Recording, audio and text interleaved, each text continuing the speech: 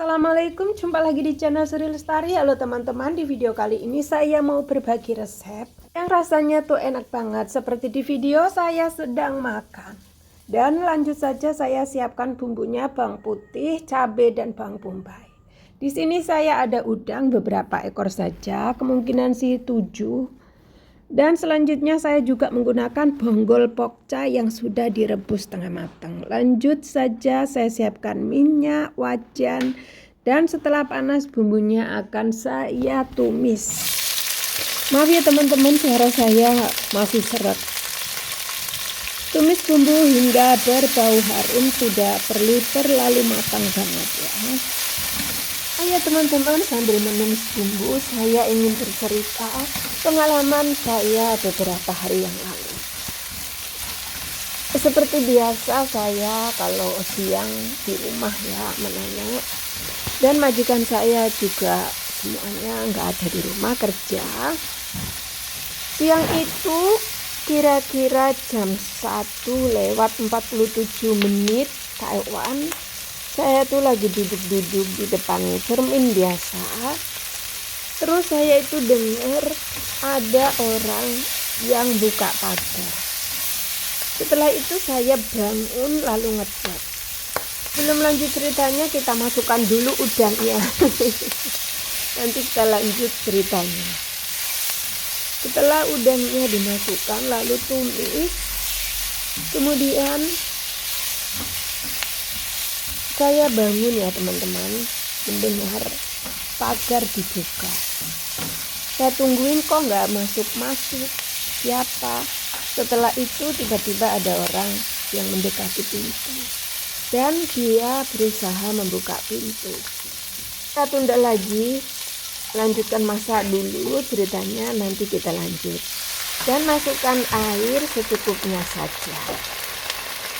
Lalu lanjut saya akan menambahkan bumbu-bumbu yang akan saya gunakan, yaitu cabai, saus cabai ya, saus cabai ABC biasa Indonesia, secukupnya saja.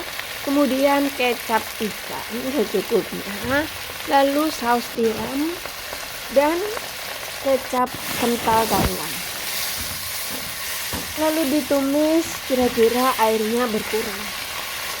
Dan setelah orang itu mendekati pintu, berusaha membuka, tapi karena pintunya saya kunci dari belakang, dari dalam, jadi nggak bisa dibuka.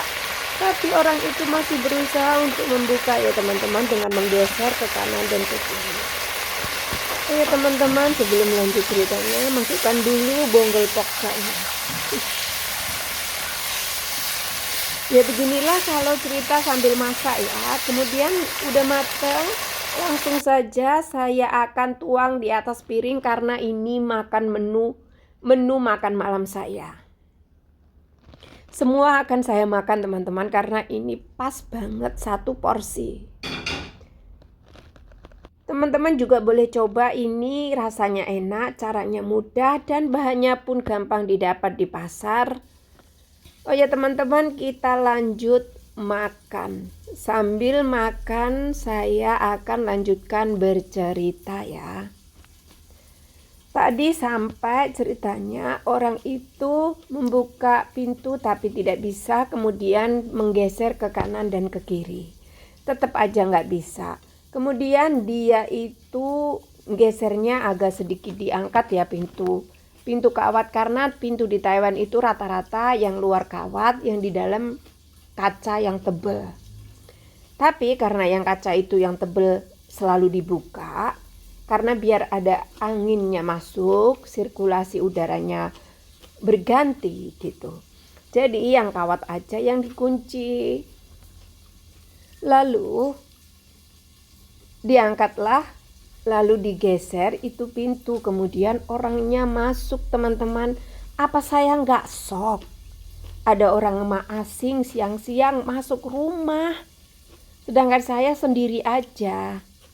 Terus saya kan ngintip nih, saya ngintip dari pintu tengah yang ada di kamar saya.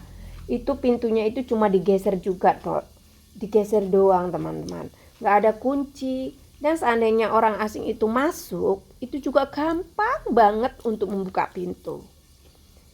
Kemudian saya kan udah selesai ngintip dia, saya videoin sih teman-teman, cuma videonya itu HP-nya berdiri, jadi kan nggak bisa saya taruh di video panjang ini.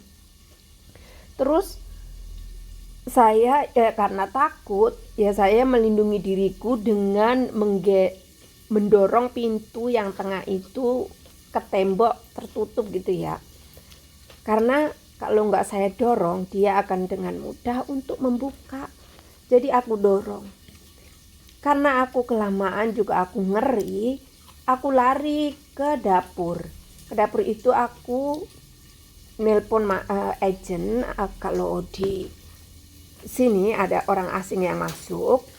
Terus aku sambil nangis terus agent, ya udah aku tak telepon majikanmu gitu, ya udah. Terus aku intip lagi ya teman-teman, masuk, tapi dia masih ada di situ di ruang tamu. Dia nggak tahu dia ke atas apa enggak tadinya, karena saya nangis di kamar mandi, bukan di kamar mandi, di arah ke dapur gitu, tapi kan ada pintu, seandainya pun dia masuk itu juga pintunya nggak bisa dikunci. Pernah sih terlintas mau kabur dari belakang, tapi saya mikirin karena saya ada tanggung jawab buat pasien saya, jadi saya nggak kabur. Pikirku mau kabur dari belakang, pintu yang arahnya kucing itu pintu kucing, jadi aku bisa dari depan. Mungkin aku minta pertolongan sama siapa, tapi pertolongan sama siapa, di samping rumah kanan kiri lo nggak ada orang.